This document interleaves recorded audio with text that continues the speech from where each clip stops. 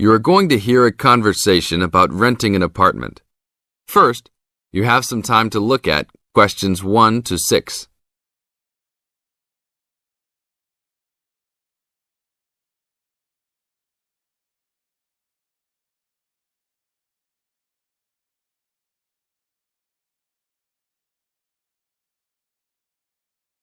Now listen to the tape and answer questions 1 to 6.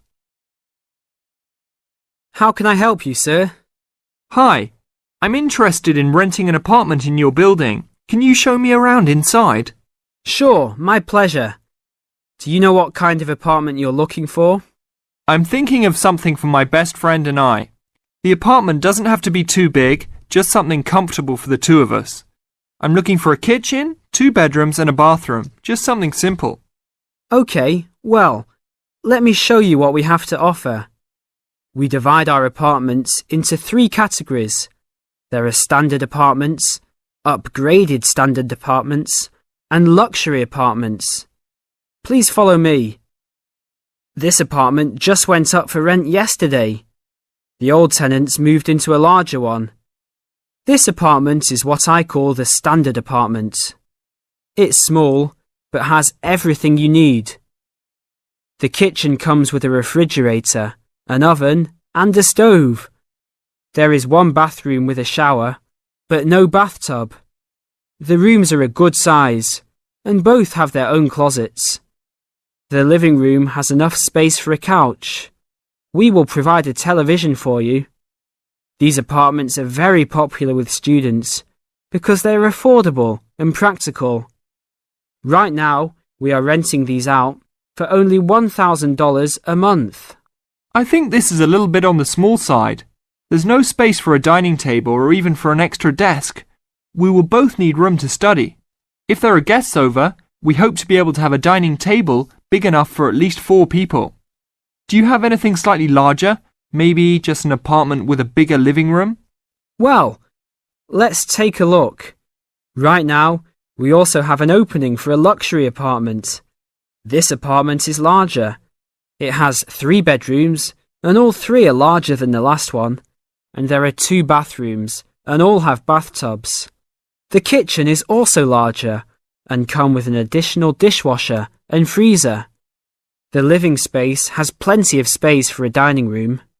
How much is the rent on these apartments? These are more expensive, usually in the $2,500 range. Don't forget that there is an additional bedroom, so you could find another roommate to lower the cost.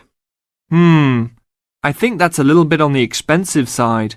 We don't really have the time to find another roommate, so it's probably better to stick with the 2-bedroom places.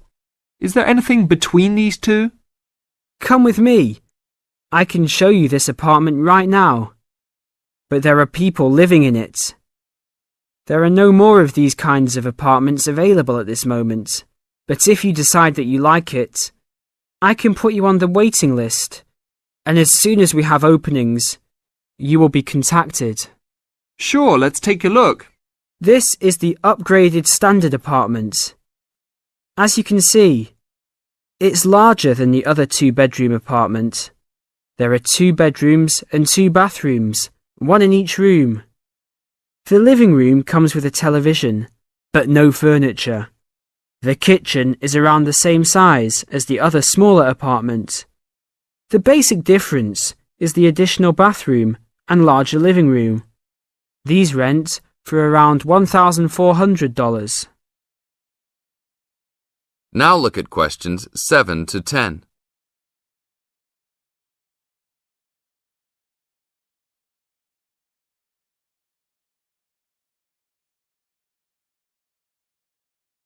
Now listen to the tape and answer questions 7 to 10. Seems like a good deal. Do you know when an apartment like this will be available? That's hard to say. I know these people who live here right now should be graduating soon, so they might be moving out. Well, I guess I'll put my name on the waiting list. Hopefully there'll be an opening as soon as possible. That sounds like a good plan. I will notify you as soon as we have vacancies. You will have to leave us some information And a student identification number. Sure, no problem. My full name is Robert Jack Browning.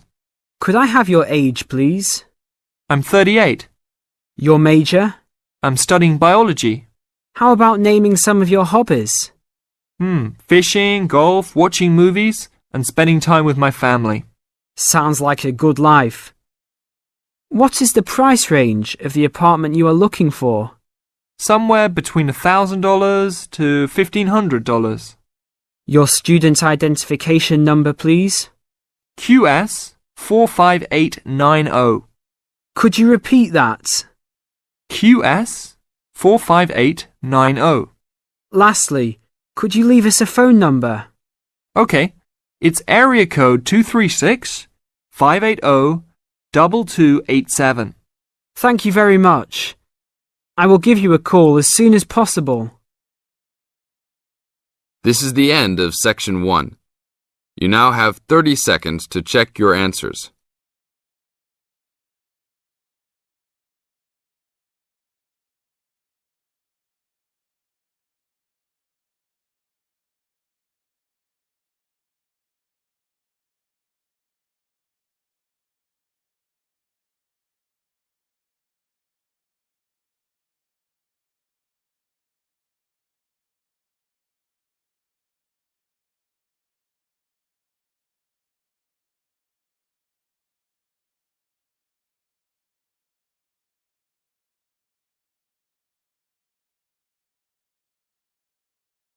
Section 2. Listen to the guided tour commentary and answer questions 11 to 20. You now have some time to read questions 11 to 20 first.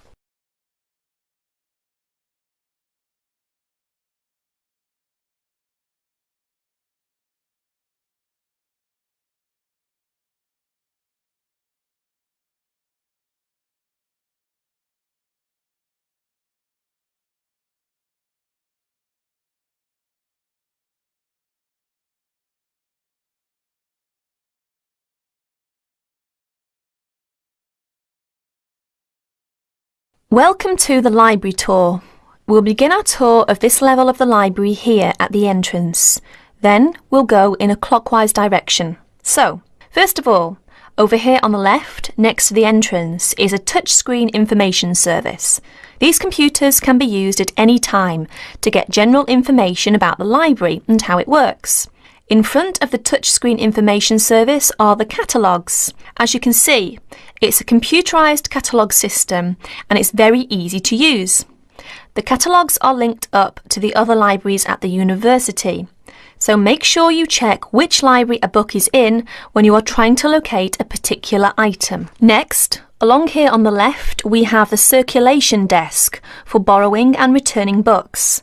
The returns area, the place for returned books and other items, is at the end of the circulation desk, near closed reserve. Closed reserve, as most of you probably know, is a collection of books that are in high demand, so they are on restricted circulation. If a book is on closed reserve, you can only borrow it to use within the library for 3 hours at a time. Over there in the corner are the shelves for newspapers. The library has an extensive collection of local and international English language newspapers. They are kept on those shelves for 1 month and then stored elsewhere. As we continue on our tour, around to the right, this large central section is the reference section. Reference texts cannot be borrowed for use outside the library. They must be used within the library. All these shelves in the centre of this level are the reference section. Now, the stairs here on the left lead to level 2 only. On level 2 are most of the law books. To go up to the other levels of the library, you have to use a lift. Beside the stairs are the restrooms for this floor. Now, as we walk around this corner to the right, this large room on the left is the Audio-Visual Resource Centre. You can come here if you wish to listen to a tape or watch one of the library's videos. Next to the Audio-Visual Resource Centre is the photocopying room. There are 15 copiers for student use, and we've recently added a colour copier. The system for copying uses cards, not coins. You can buy a photocopy card from the technician in charge of the photocopying room or from the information desk if he isn't here at the time. On our right, these work tables are for student use, especially for small groups to work together, or you and your colleagues can use the conference room, which is that small room there next to the lockers. You can work on group projects in the conference room without disturbing anyone, and there's a conference room on each level of the library. The round desk in front of the lockers is the information desk. If you need help using the catalogues or you need to organise a loan from another library, the information desk is the place to come. And finally, here, beside the exit doors, these two shelves contain current magazines and journals. Like the newspapers, they are kept here for a time and then stored elsewhere. OK, that's the end of the tour of this level of the library. I'll leave you to look around yourselves now, and if you need any further help, please ask at the information desk. That is the end of section 2. You will have half a minute to check your answers.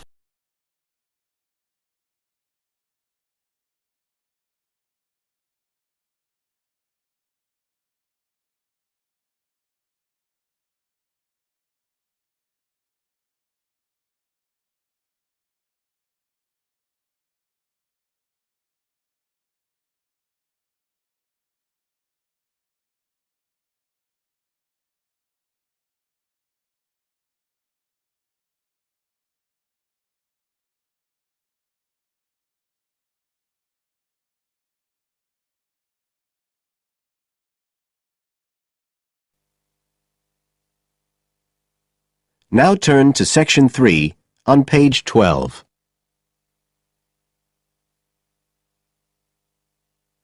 Section 3. You will hear two students discussing a project they have to do as part of a literature course on great books. First, you have some time to look at questions 21 to 25.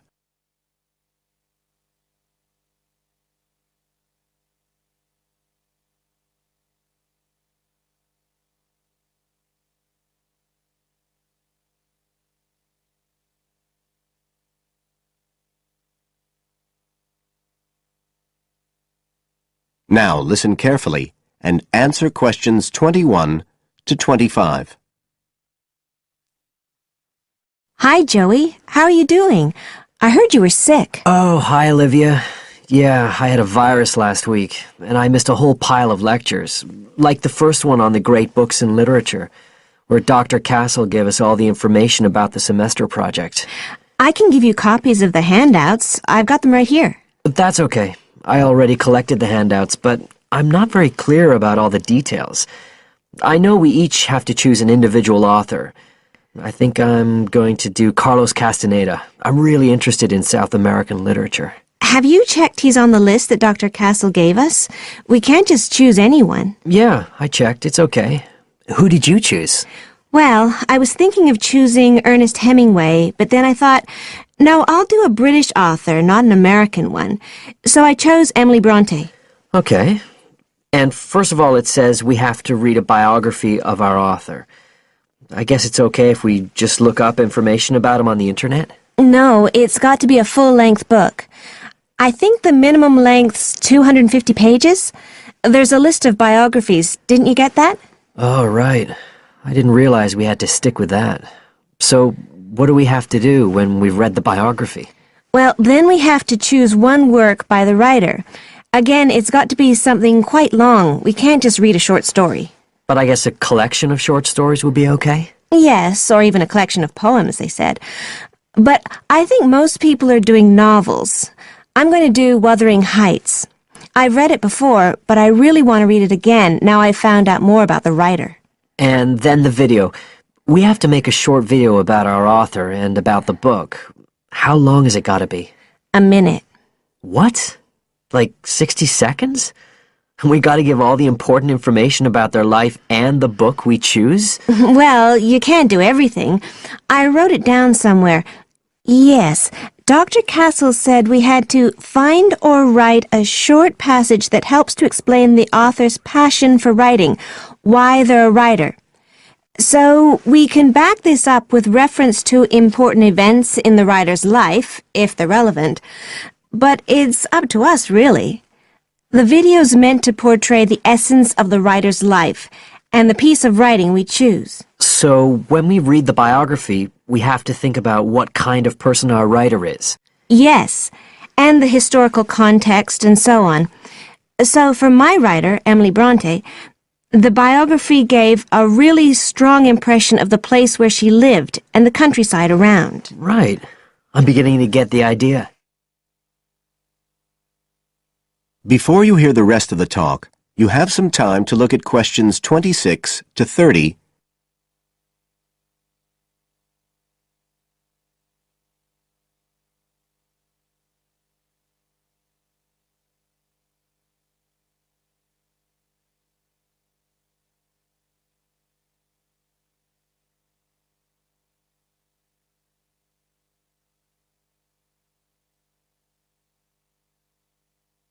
Now listen and answer questions 26 to 30. Can I check the other requirements with you? Sure. The handout said after we'd read the biography, we had to read the work we'd chosen by our author and choose a passage that's typical in some way, that typifies the author's interests and style. Yes, but at the same time, it has to relate to the biographical extract you choose. There's got to be some sort of theme linking them. Okay, I'm with you. And then you have to think about the video. So are we meant to dramatize the scene we choose? I guess we could, but there's not a lot of time for that. I think it's more how we can use things like sound effects to create the atmosphere, the feeling we want. And presumably visuals as well? Yeah, of course. I mean, I suppose that's the whole point of making a video. But whatever we use has to be historically in keeping with the author. We can use things like digital image processing to do it all. So we can use any computer software we want? Sure. And it's important that we use a range, not just one software program. That's actually one of the things we're assessed on. Okay. Oh, and something else that's apparently really important is to keep track of the materials we use and to acknowledge them. Including stuff we download off the internet, presumably? Yeah, so our video has to list all the material used with details of the source in a bibliography at the end. Okay. And you were talking about assessment of the project. Did they give us the criteria? I couldn't find anything on the handout. Sure. He gave us them in the lecture. Let's see, you get 25% just for getting all the components done. That's both sets of reading and the video. Then the second part is actually how successful we are at getting the essence of the work. They call that content, and that counts for 50%. Then the last 25% is on the video itself, the artistic and technical side. Great. Well, that sounds a lot of work, but a whole lot better than just handing in a paper. Thanks a lot, Olivia. You're welcome. That is the end of section 3. You now have half a minute to check your answers.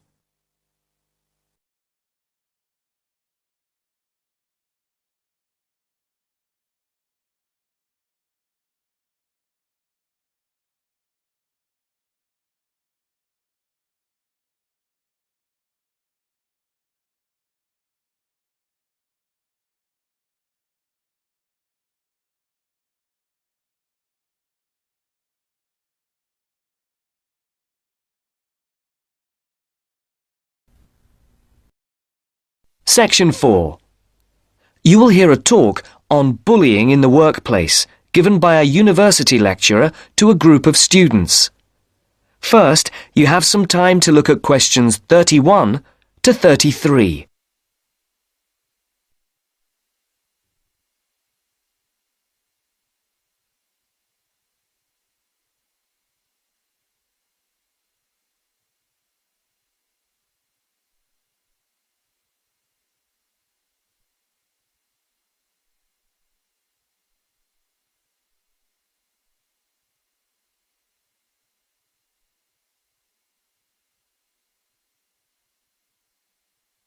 Now listen carefully and answer questions 31 to 33. Complete the notes made by one of the students present. Write no more than 3 words for each answer. Good morning. My name is Dr. Mervyn Forrest, and I specialize in management techniques and training.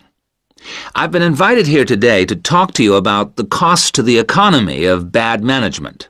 And what I would like to dwell on first is an area that has recently been exercising everyone, and that is coercion in the workplace, or, to put it more simply, bullying. It has been estimated that bullying at work costs the British economy up to £4 billion a year in lost working time and in legal fees. And with the problem apparently on the increase, it is time that managers took on board what is happening. I would like to think that what is perceived as bullying is nothing more than lack of experience, insecurity, or lack of awareness on the part of managers, and not a conscious effort to attack someone, but that is perhaps a case of my being naive or over-hopeful.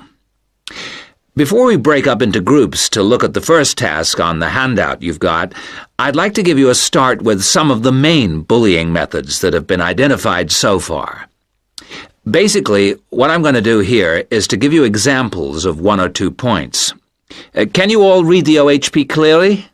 Yes? Right, off we go. Now answer questions 34 to 40. Write no more than 3 words for each answer.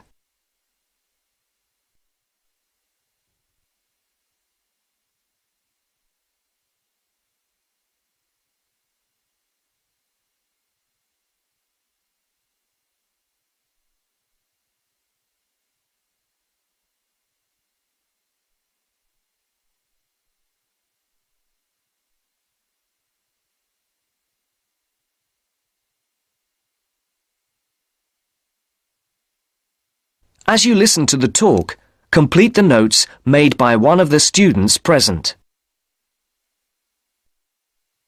The first item on the list is giving people tasks which managers themselves cannot do and which are therefore impossible to achieve.